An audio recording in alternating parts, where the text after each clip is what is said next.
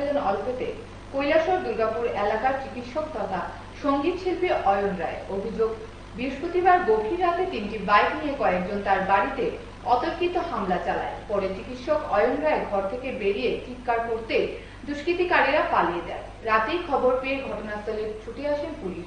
তবে কি কারণে তার বাড়িতে দুষ্কৃতী হামলা চালিয়েছে তা নিয়ে এখনো জানা যায়নি।